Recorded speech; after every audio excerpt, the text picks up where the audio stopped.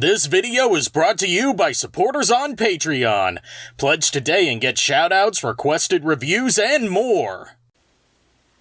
I was not prepared for this. I knew this game had a reputation for being bad, but I underestimated everything that people had to say about it. I'm going to go ahead and say it right here instead of keeping it a secret until the end. Devil May Cry 2 may just be the worst game in the Devil May Cry series.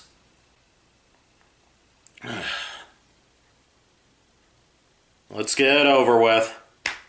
Devil May Cry 2 was rushed into production during the localization process of the first Devil May Cry. Gone was Capcom Production Studio 4 as the developer, and gone was Hideki Kamiya as the director. As a matter of fact, he wasn't even informed at first that a sequel was being made. Instead, we have Hideaki Itsuno as our director, along with the team behind the then freshly released Capcom vs. SNK 2. So we've gone from the team behind one of the greatest Resident Evil games, with a history of developing 3D action games, to a team that made a 2D fighting game. Needless to say, they had a lot working against them. Itsuno sought to make Devil May Cry 2 bigger and better than the first, with larger environments, less puzzles, a better camera, and a second playable character to address complaints that Trish wasn't playable in Devil May Cry 1. When the game was released, however, it was met with, let's say, mixed reception. As usual, let's start off with the story. Devil May Cry 2 has two separate story campaigns that occur at the same time, so I'll do my best to summarize them both at once. I am spoiling this story rotten, so skip ahead to the point on screen to avoid having the plot ruined for you.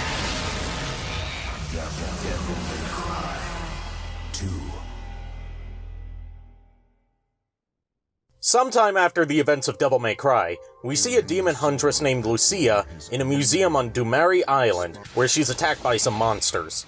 She's rescued by Dante, who happens to have the same objective as her, collecting an ancient artifact called the Arcana Medaglia. Lucia invites Dante to meet her mother, an old woman named Mathieu, who knew Dante's father Sparta in the past. She tells Dante that a corrupt businessman, Arius, seeks to conquer the world using the power of a demon called Argisax. Argisax, really? That's the best name you could come up with? Dante flips a coin to decide whether or not to help Mathieu and Lucia defeat Arius and prevent Argisax's resurrection by collecting all of the Arcana artifacts before Arius can, with Mathieu promising to tell Dante a story about Sparta as a reward. Dante and Lucia split up to hunt down Arius and collect the Arcana, occasionally crossing paths along the way. During Lucia's adventure, she learns that she isn't actually a human, but rather a demonic mannequin created to serve Arius.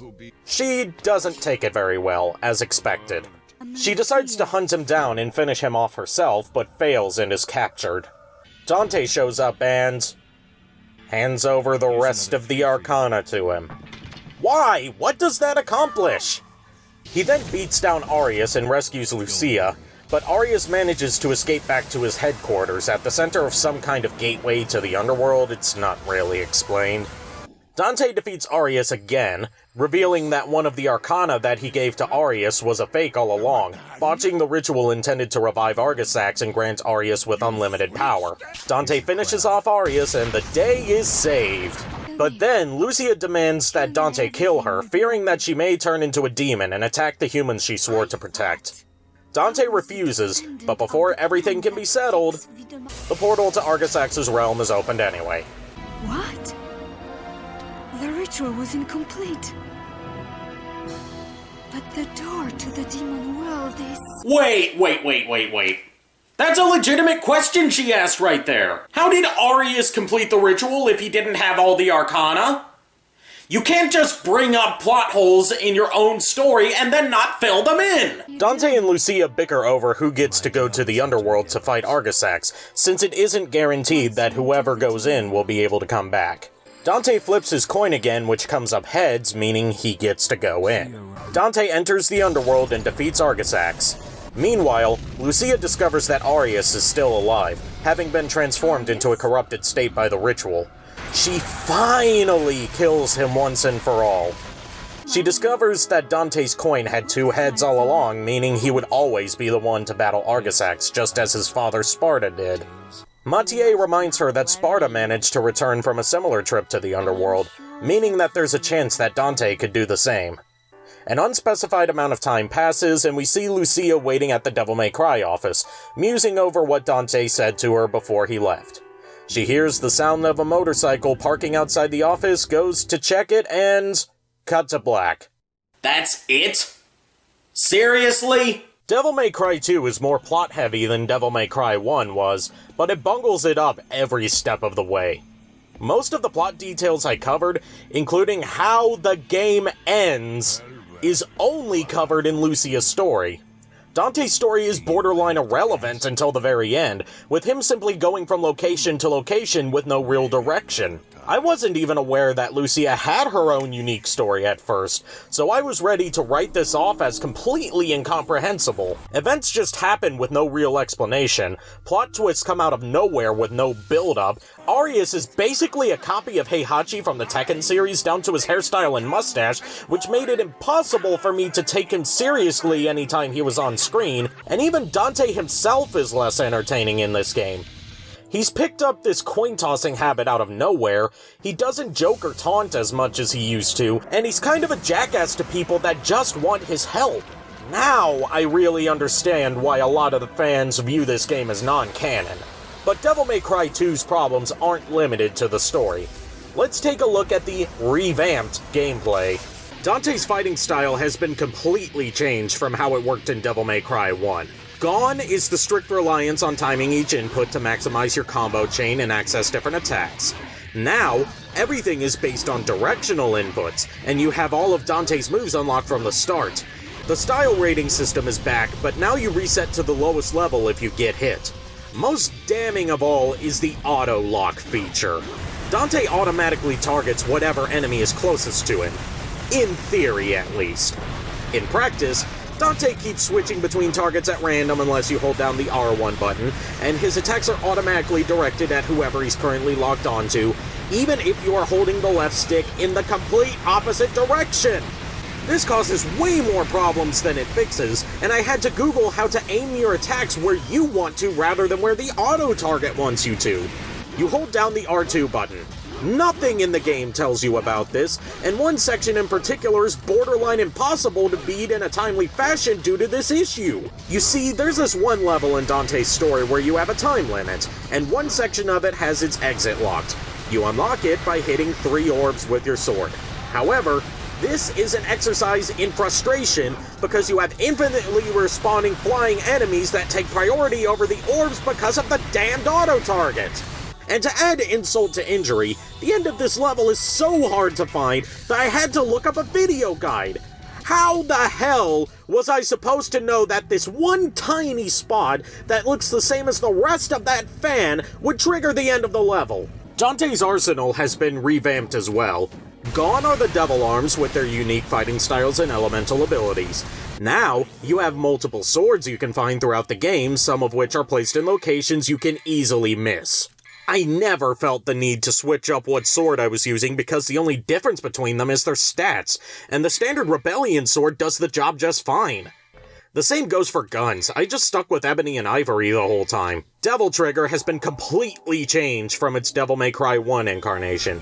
Instead of your Devil Trigger abilities changing depending on your equipped weapon, you find these amulet pieces in various levels that give your Devil Trigger form different abilities, like flight or fire damage. In theory, it allows you to customize your playstyle based on the current situation. But once again, it fails in practice. You now have a Devil Trigger form that isn't particularly suited for any specific situation, and the differences between the equipped abilities are minimal at best, apart from whether you can fly or if you can run faster. The only aspect that's been improved is Dante's defensive capabilities. You now have a dodge button, which allows Dante or Lucia to roll out of harm's way, or run up walls and backflip off of them, which is never useful in any way, shape, or form. Levels in Devil May Cry 2 range from too cramped and linear to too open-ended and long. There's no rhyme or reason to how anything is designed, there's no room for exploration, and later stages can go on for what feels like forever if you don't know what you're doing. You can no longer backtrack to previous areas, meaning that if you miss an item in one area, you can't go back and get it until your next playthrough. Enemies respawn constantly in some areas, but not in others, resulting in a complete lack of consistency in their challenge. Lucia also has a few underwater levels, which are a complete pain in the ass to control. Unlike the underwater sections in Devil May Cry 1, which I neglected to cover in my review, you aren't given an explanation of the controls, you move at a snail's pace, and combat is agonizingly slow and clunky. As I said last time, Devil May Cry 1 is remembered for its punishing difficulty. Devil May Cry 2, on the other hand, even with all the issues I mentioned earlier, is too easy. Your Devil Trigger gauge fills up insanely quickly, giving you near constant access to it. Enemies don't hit hard at all and can be stun-locked stupidly easily, and your standard pistols are so overpowered that you could theoretically play through the whole game without ever using your sword. It's even worse as Lucia, where her throwing knives turn into homing projectiles in her Devil Trigger form that mow down enemies with no effort at all. Graphically, Devil May Cry 2 is drab and dull.